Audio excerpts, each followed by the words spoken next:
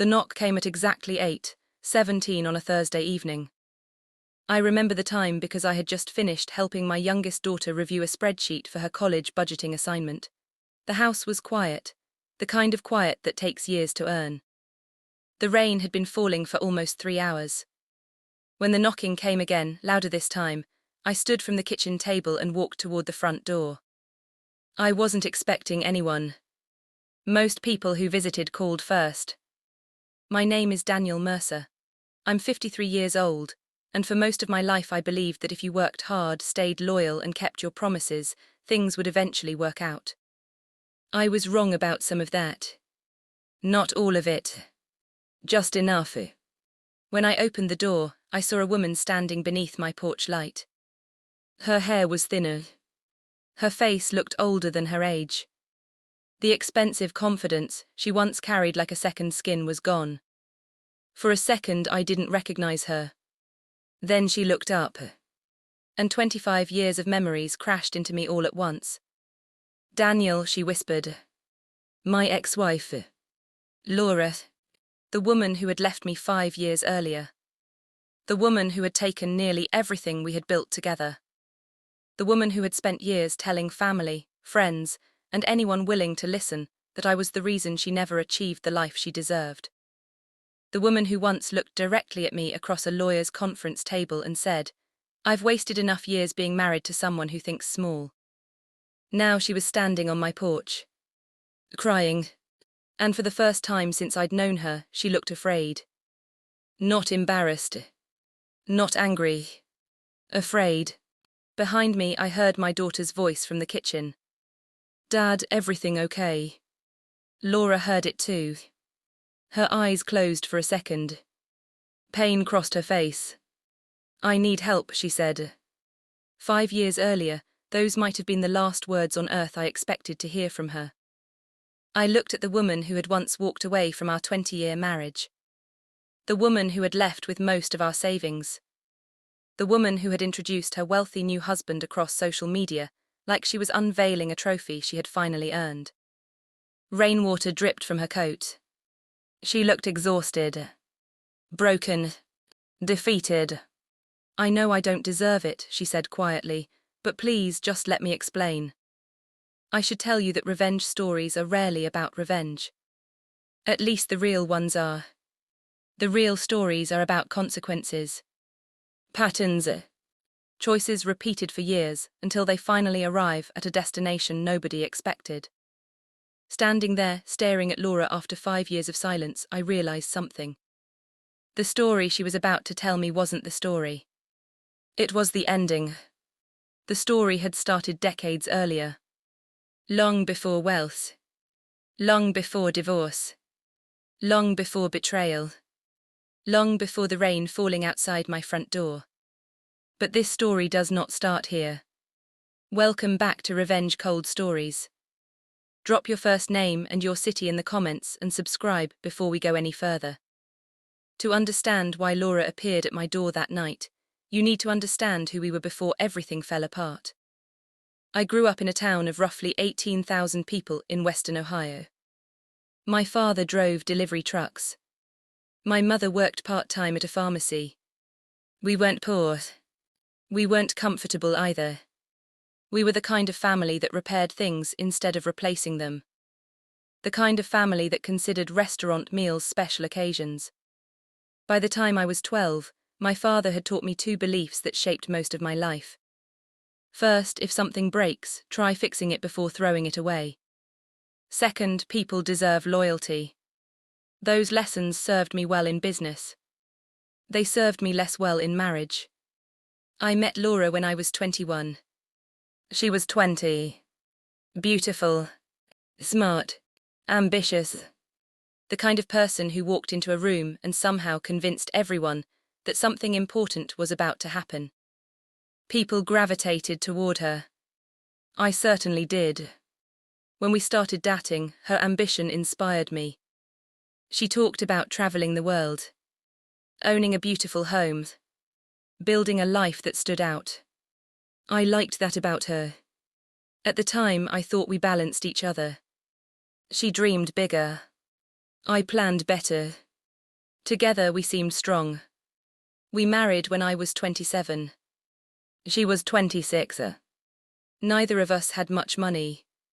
Our first apartment measured just under 700 square feet. The kitchen cabinets didn't close properly. The bedroom window leaked cold air every winter. The water heater failed twice during our first year. We laughed through all of it. At least I thought we did. Years later, I would realize that people can smile through circumstances they secretly resent. Our first child arrived when I was 30. Our second arrived 3 years later. Responsibility changed everything. While many of my friends changed jobs repeatedly, I focused on stability. I entered logistics management. Worked 60-hour weeks. Accepted promotions nobody wanted. Managed overnight schedules. Holiday schedules.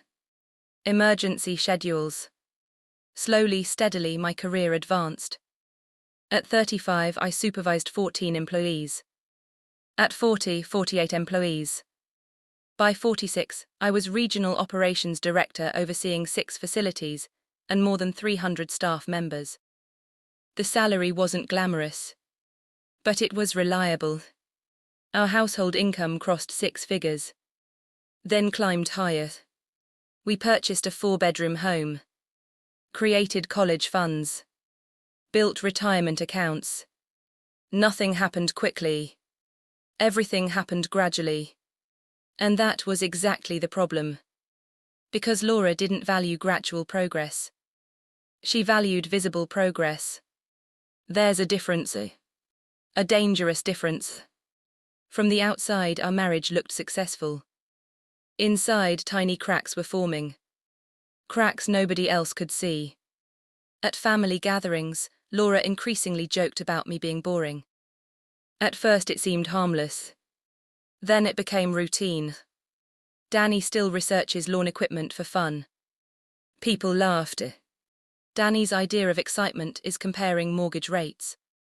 Maury laughed. Danny could make winning the lottery sound practical. Everyone smiled, including me. But something bothered me. Not the jokes. The pattern. Every story positioned me as the obstacle between Laura and a more exciting life.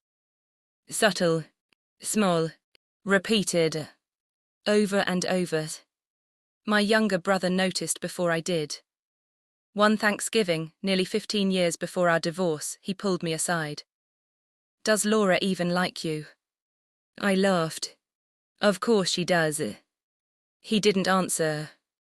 Looking back, that silence said everything. The strange thing is that Laura wasn't a villain. That's important. Because villains are easy to understand. Laura was more complicated. She genuinely believed she deserved more from life.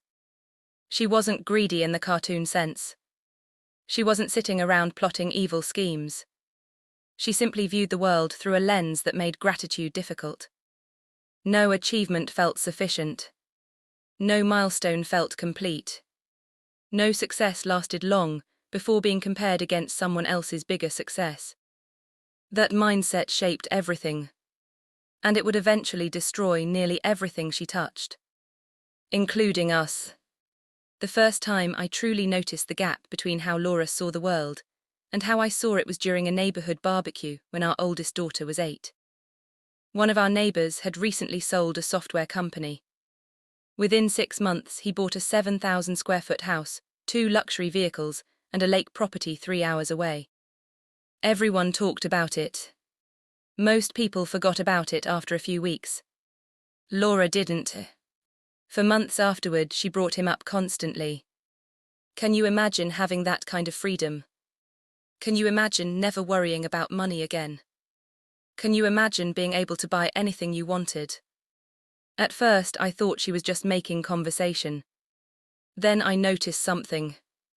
Every discussion about someone else's success somehow became a discussion about my shortcomings.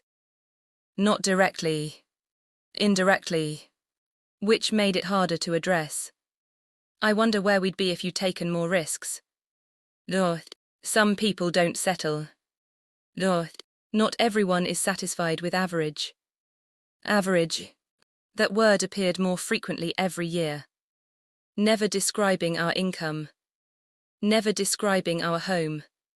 Never describing our children's achievements. Only describing me. And the strange thing was that, objectively speaking, our life wasn't average. By age 45, we had accumulated approximately $640,000 across retirement accounts, investment funds, emergency savings, and education accounts. Our mortgage balance had been reduced by nearly 60%. Both children attended strong schools. We took vacations every year. Nobody was struggling. Nobody was suffering.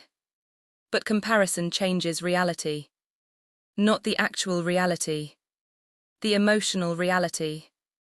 And emotional reality is often more powerful. One evening, about 7 years before our divorce, I came home after a 14-hour workday.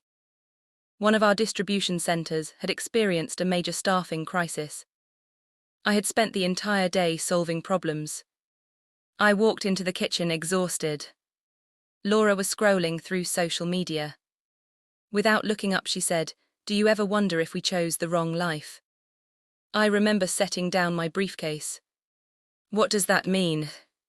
She turned the phone toward me. Photos, yachts, luxury resorts, designer clothes, perfect smiles, perfect lighting, perfect lives. At least according to the internet. "I mean this," she said. I stared at the screen. Then at her. Then back at the screen. "I don't know these people. You don't need to. Most of this isn't real." She laughed. "No, Daniel, that's exactly what people tell themselves when other people have things they don't." The conversation lasted only 5 minutes. The memory lasted years. Because for the first time I realized something uncomfortable. Laura wasn't comparing our life to reality. She was comparing it to fantasy. And reality loses that contest every time. A year later, she met Richard Hawthorne. At least that's when I first heard his name. Richard was 59. Recently divorced. Owner of several commercial real estate developments. Extremely wealthy. Extremely confident. The kind of man who never entered a room quietly. Laura met him through a local charity fundraising board. At first she mentioned him casually. Then frequently. Then constantly. Richard says market conditions are changing. Richard thinks downtown property values will double. Richard took the board to dinner.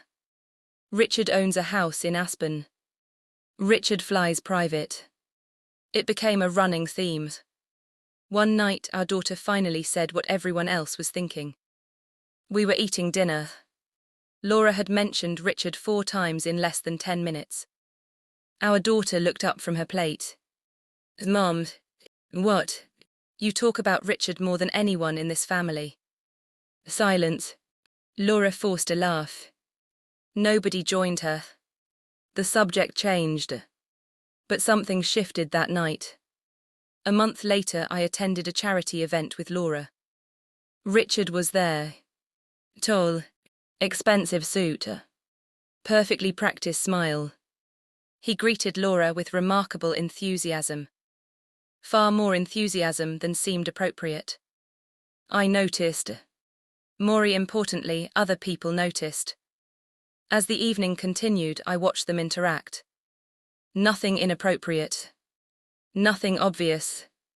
Just familiarity. Comfort. An invisible connection. The kind people develop over time. Driving home afterward, I asked a simple question. "How often do you see Richard?" Laura stared out the passenger window. "A few times a month." "That's all." "What exactly are you asking?" The defensive tone arrived instantly. That answer told me more than anything else. People who have nothing to hide rarely answer questions like they're defending themselves in court. Still, I let it go. Because that's what I had always done. I fixed problems. I absorbed tension. I preserved peace. Looking back, I sometimes wonder whether preserving peace and avoiding reality are simply different names for the same thing. The following year was difficult. Laura grew increasingly distant. Family dinners became shorter. Conversations became transactional. Arguments became more frequent. Then came the moment I can now identify as the beginning of the end. It happened on a Saturday afternoon. Our son was helping me build shelving in the garage. He was 17. Strong, smart, observant. Far more observant than I realized. Laura walked through the garage carrying shopping bags. She looked at the shelves, then at me, then said something that seemed small at the time. You always think small. Just 5 words. 5 casual words. But they landed differently. Maybe because our son was standing there. Maybe because I was tired. Maybe because I finally heard what she'd been saying for years. Not with those exact words, but with that exact message. Always, you think smaller. You dream smaller. You live smaller. You are smaller. I set down my drill. What does that mean? She shrugged. It means you're comfortable with ordinary. Then she walked away. My son watched her leave. Neither of us spoke. About 30 seconds later, he quietly asked, "Why does Mom talk to you like that?" The question hurt more than the comment. Because children see patterns adults pretend not to notice. And in that moment, I realized my children had been watching our marriage far more carefully than I understood. A few months later, Laura asked for a divorce. There wasn't a dramatic confrontation. No screaming. No shattered dishes. No shocking confession. Just paperwork. Lawyers. Meetings. Cold conversations. And one devastating sentence. I need a chance to become who I'm supposed to be. I remember staring at her. Trying to understand. After 20 years together. After raising 2 children. After building an entire life. That was her explanation. Not abuse. Not betrayal. Not incompatibility. Potential. The life she imagined waiting somewhere beyond our marriage. I wish I could tell you I handled it gracefully. I didn't. The first 6 months were brutal. I barely slept. Barely ate. Functioned mostly through routine. Work, bills, children. Repeat. Meanwhile, Laura seemed energized. Liberated. Transformed. Within 8 months, she was publicly dating Richard. Within 14 months, they were married. Within 16 months, social media became a non-stop documentary about their glamorous new life. Private jets. Luxury resorts. Beachfront properties. Fine dining. Designer handbags. Perfect photographs. Perfect smiles. Perfect happiness. Friends commented constantly. Family members talked about it. Some even implied she had made the right decision. One cousin actually said it out loud. You have to admit she looks happier. I smiled politely. Then changed the subject. Because arguing with appearances is impossible. Especially when appearances are carefully curated. The hardest part wasn't losing the marriage. It wasn't losing the money. It wasn't even watching her move on so quickly. The hardest part was watching my children process it. My daughter blamed herself for months. My son became quiet. Protective. Angry. Not explosive anger. Controlled anger. The kind that settles deep. One evening he asked me a question I'll never forget. Did Mom leave us too? I sat there for a long time before answering. Because the truthful answer was complicated. She loved them. I knew that. But love and presence aren't always the same thing. Eventually I said, "No, she didn't leave you." He nodded, but I could tell he wasn't convinced. And honestly, neither was I. Over the next 5 years, something unexpected happened. My life improved. Not dramatically. Gradually. The same way it always had. I focused on work. Focused on my children. Focused on rebuilding. No grand plan. No revenge. No obsession with proving anyone wrong. Just forward movement. One day at a time. The funny thing about rebuilding is that nobody notices it while it's happening. People notice collapse. People notice explosions. People notice dramatic success. But rebuilding, that happens quietly, brick by brick, day by day. And while Laura's new life attracted attention from everyone around us, mine slowly became stronger than it had ever been before. I just didn't realize it yet. The first sign that Richard Hawthorne wasn't the man everyone thought he was came from an unexpected source. My daughter. She was 19 at the time and spending one weekend each month with Laura. Not because a court required it. Because she was trying.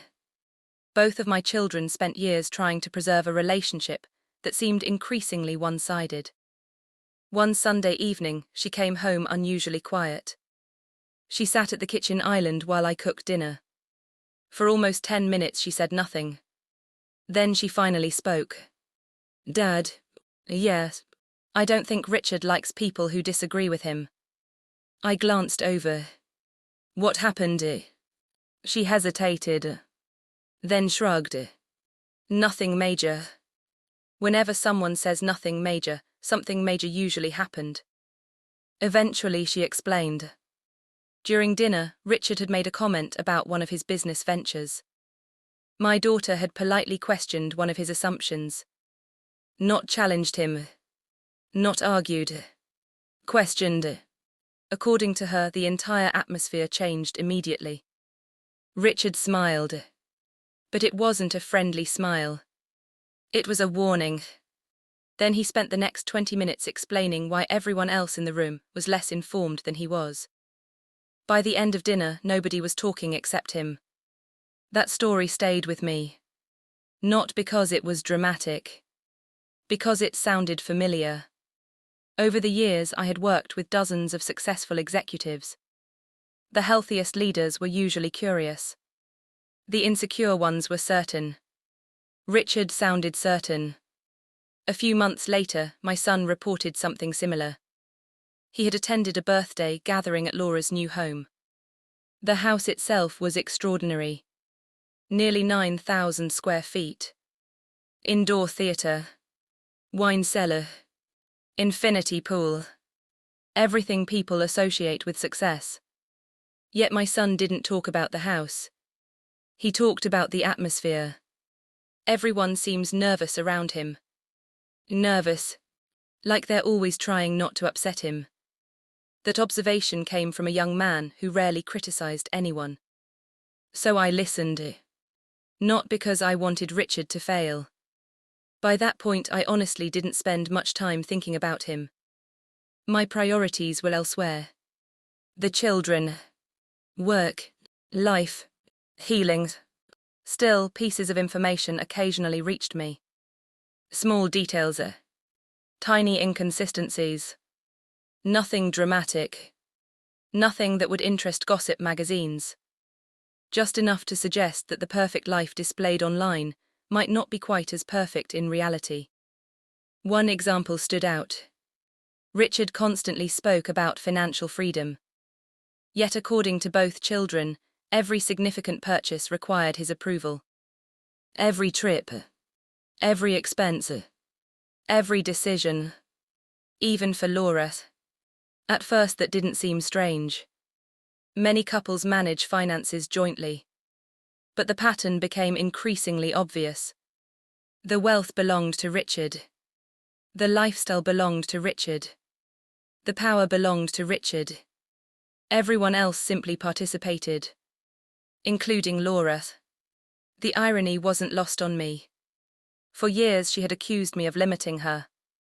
Now she appeared to be living inside a system where someone else control. For a long moment after Laura finished speaking, neither of us said anything. The rain continued tapping against the windows. The clock above the fireplace quietly marked the passing minutes. And I sat there trying to process what I had just heard. Not because financial collapses were unfamiliar. During my career, I had watched businesses fail. Watched executives lose fortunes. Watched entire companies disappear. But this was different. Because 5 years earlier Laura had walked away believing she was leaving uncertainty behind. She thought she was choosing security, certainty, freedom. Now she was describing a situation that sounded far more unstable than anything we had ever experienced together. What happened after the money disappeared? I finally asked. Laura closed her eyes briefly, then exhaled. Everything. The word hung in the air. Then she began explaining. At first Richard insisted the problems were temporary. Liquidity issues. Timing issues. Market issues. Nothing permanent. Nothing serious. Just obstacles. The kind successful people overcome. That explanation worked for a while. Several months, according to Laura. Whenever concerns surfaced, Richard delivered another confident presentation. Another forecast. Another projection. Another promise. He always sounded certain. Always sounded convincing. Always sounded like a man completely in control. The problem was that certainty can hide reality for only so long. Eventually, reality demands attention. And when it arrived all at once. One project failed. Then another. Then lenders began demanding answers. Investors demanded meetings. Lawyers became involved. Suddenly the phone never stopped ringing. Emails arrived constantly. Conversations happened behind closed doors. Schedules changed. Trips were cancelled. Staff members quietly disappeared. The first employee left. Then 3 more. Then several others. Within months, people who had worked for Richard for years were gone. That frightened Laura more than anything. Experienced employees rarely abandon successful organizations simultaneously. When they do, they usually know something. Something important. Something dangerous. One evening, she asked Richard directly whether they were in trouble. According to her, his reaction shocked her.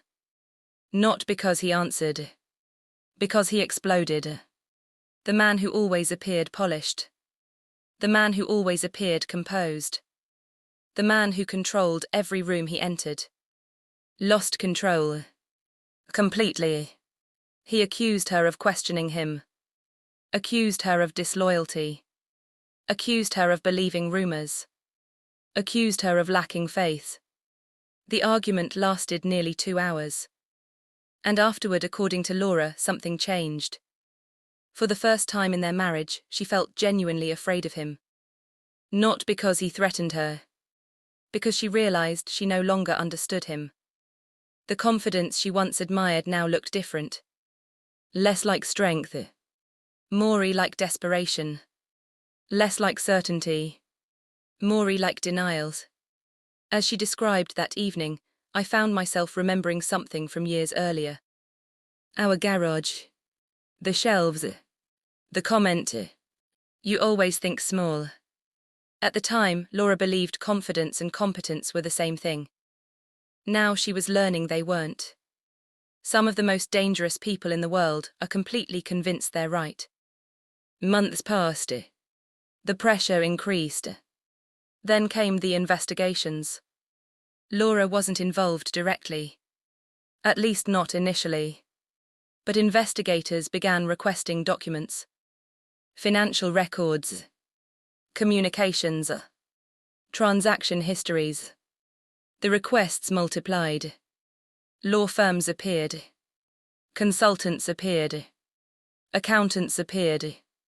Everyone wanted information. Everyone wanted explanations. Everyone wanted answers. And according to Laura, Richard responded exactly the way he always responded. He blamed everyone else. Partners, banks, investors, government agencies, former employees, competitors, anyone except himself. The pattern became so extreme that even people close to him noticed. Nothing was ever his responsibility. Nothing was ever his mistake. Nothing was ever his fault. At one point, Laura quietly asked a question. A simple question. A reasonable question. What if they're right about some of it? The room went silent. Richard stared at her. Then walked away without answering. That moment stayed with her. Because it revealed something important. He wasn't defending himself anymore. He was defending an identity. The identity of being the smartest person in every room. The identity of being incapable of failure. The identity of being extraordinary. And once people begin defending identities instead of facts, reality becomes optional. The consequences, however, remain very real. A few months later, the luxury began disappearing. Not publicly. Privately. The vacation home was sold. Then another property. Then vehicles. Then artwork. Then investments. Always explained as strategic decisions. Always explained as planned adjustments. Always explained as opportunities. Never as losses. Never as problems. Never as retreat. But Laura knew. By then she absolutely knew. The empire was shrinking. And nobody was willing to say it aloud. She described walking through one of Richard's properties during that period. A property he once considered his masterpiece. An enormous estate overlooking a lake. 5 years earlier she had viewed it as proof she had finally arrived. Proof she had escaped ordinary life. Proof she had reached the future she imagined.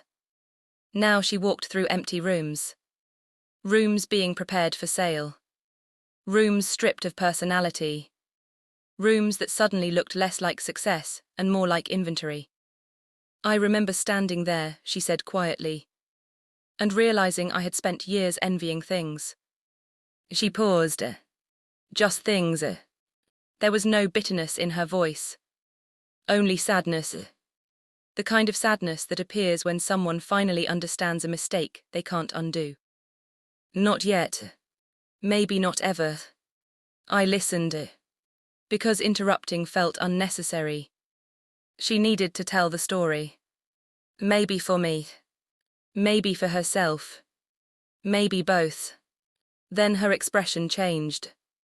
The sadness remained.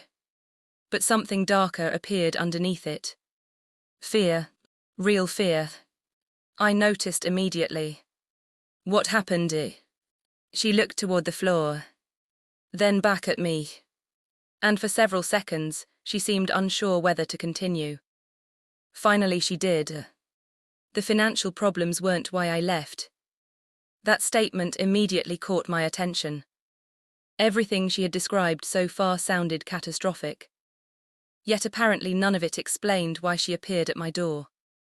So I waited. And she continued. As Richard's situation deteriorated, his behavior changed. Gradually at first. Then rapidly. Sleep became rare. Anger became common. Paranoia appeared. He started believing people were conspiring against him. Former partners, friends, employees, even family members. Every disagreement became betrayal. Every question became an attack. Every concern became disloyalty. According to Laura, living with him became exhausting. Then frightening. Then unbearable. One night she overheard him on a phone call. The conversation itself wasn't unusual. The tone was. He sounded desperate. Not worried. Desperate. After the call ended, she entered his office. She asked if everything was okay. He looked at her, and for several seconds said nothing. Then he asked a question. A strange question. One she still remembered word for word. If everything disappeared tomorrow, would you stay? The room suddenly felt colder. I could see why that memory stayed with her. Because beneath the question was another question. How much of this relationship survives without the lifestyle? Without the houses? Without the status? Without the image?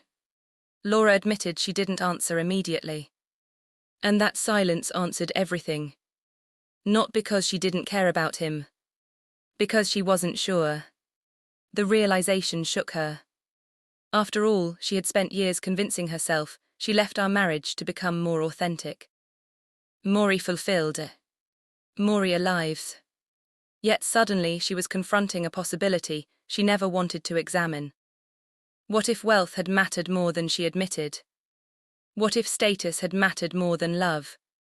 What if she had mistaken admiration for connection? The questions haunted her. But she still stayed.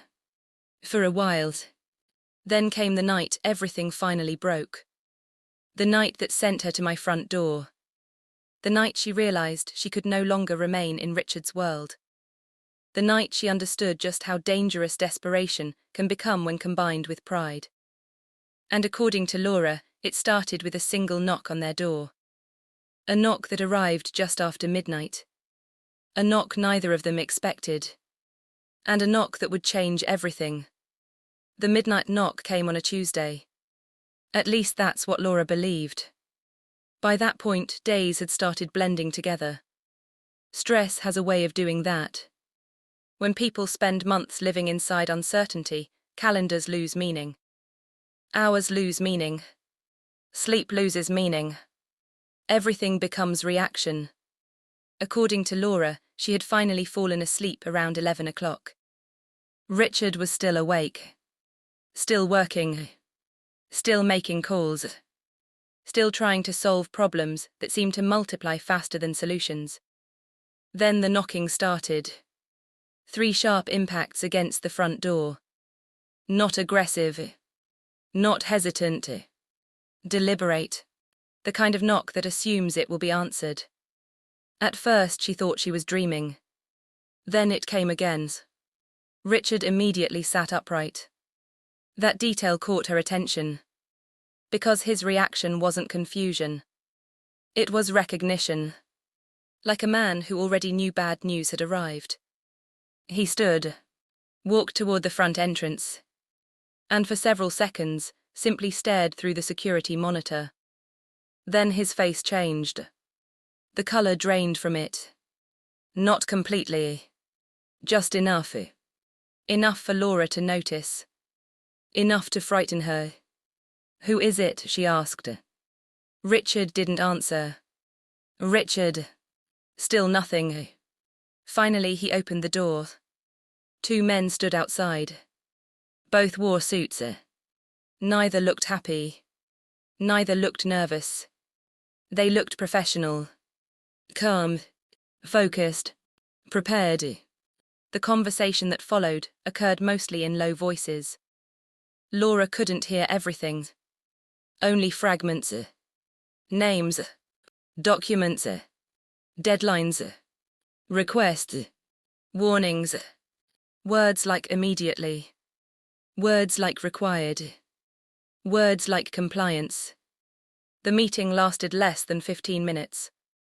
Then the men left. Richard locked the door, turned around, and stood motionless. According to Laura, she had never seen him look older.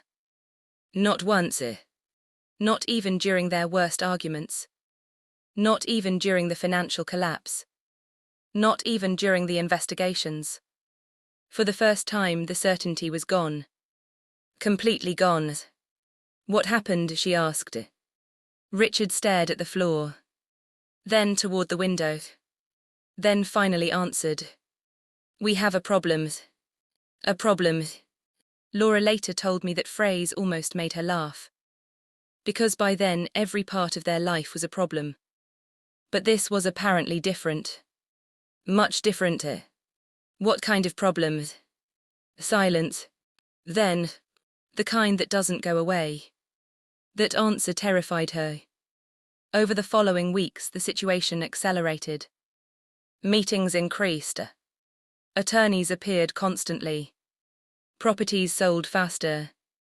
Staff vanished faster. Friends stopped calling. Business partners disappeared. People who once competed for Richard's attention suddenly couldn't be reached. That's another reality of status. Many relationships are actually subscriptions. Once the benefits disappear, so do the subscribers. Laura watched it happen in real time. People who had attended parties. People who had accepted invitations. People who had praised Richard endlessly. One by one they vanished. No dramatic confrontations. No announcements. Just absence. The social circle that once seemed enormous suddenly became very small. Painfully small. Then came another realization. The wealth that had impressed everyone wasn't nearly as permanent as it appeared. Some assets were real. Many were leveraged. Some properties were valuable. Others existed mostly on paper. Some investments were healthy. Others depended on assumptions that no longer existed. The entire structure resembled a magnificent building resting on unstable foundations. From a distance it looked permanent. Up close, cracks were everywhere.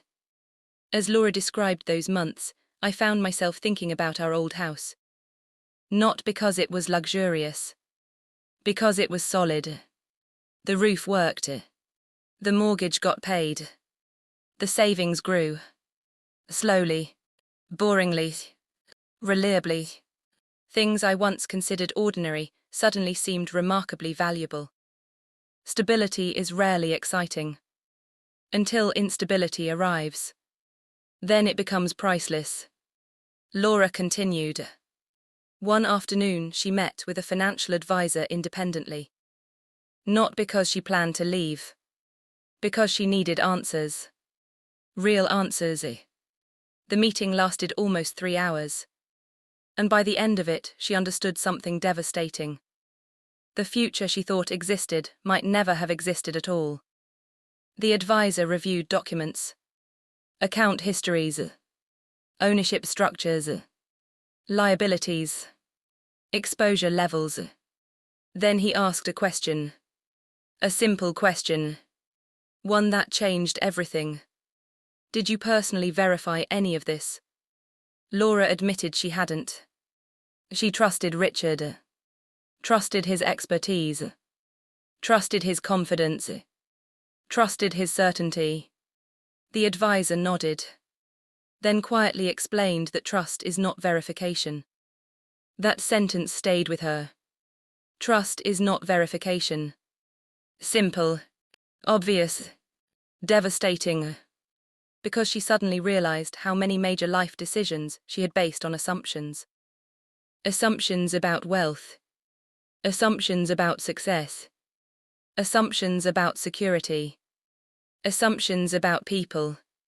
Including assumptions about me. Especially assumptions about me.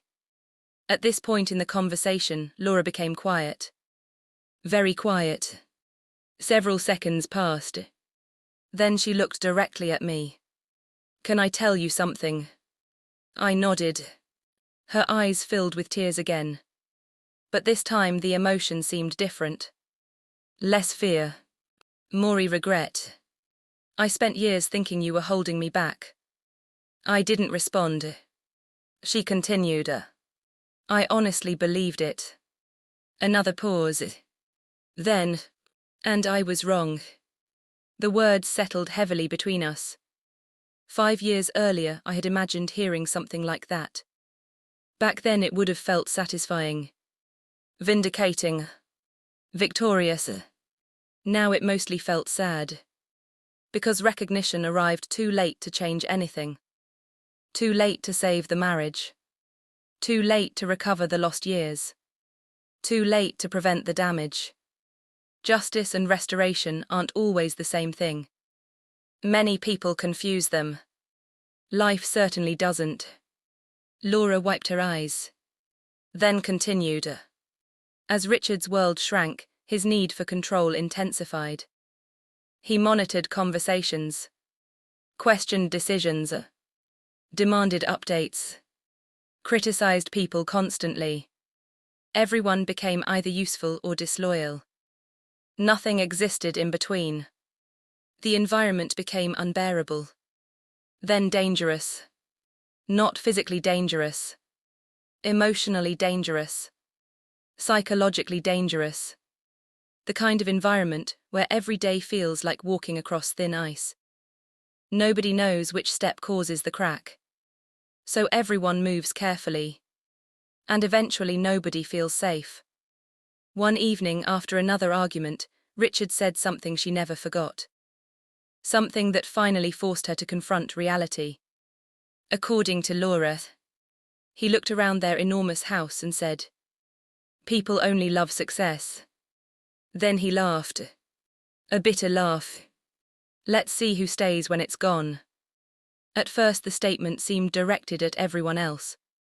Investors, friends, partners, acquaintances.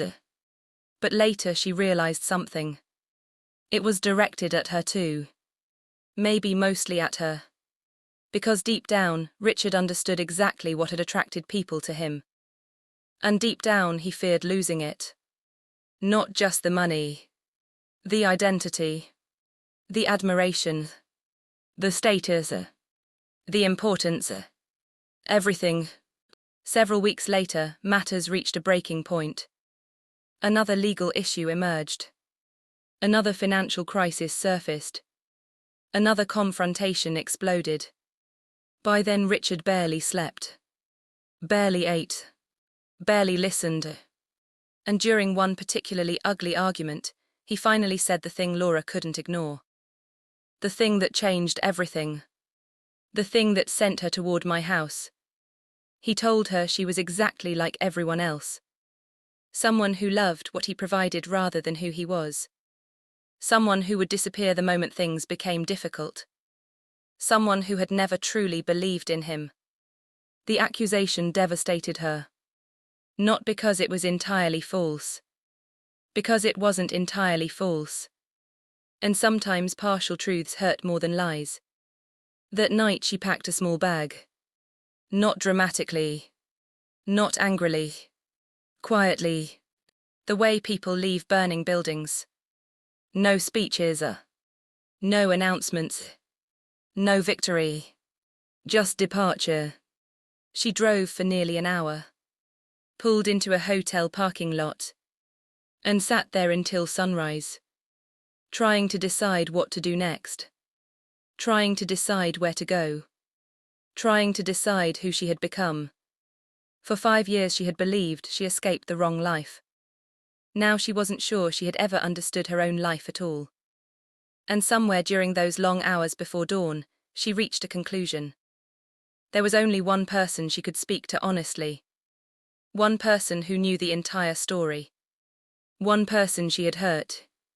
One person who would tell her the truth. Me. Which is why 3 days later, she stood outside my front door in the rain. And why she was now sitting across from me, looking more vulnerable than I had ever seen her. But despite everything she had told me so far, the most surprising part of the night hadn't happened yet. Because eventually, our conversation shifted away from Richard. Away from money. Away from collapse. Away from regret. And toward something neither of us expected. Our children. And what they had quietly accomplished, while both of us were distracted by entirely different battles.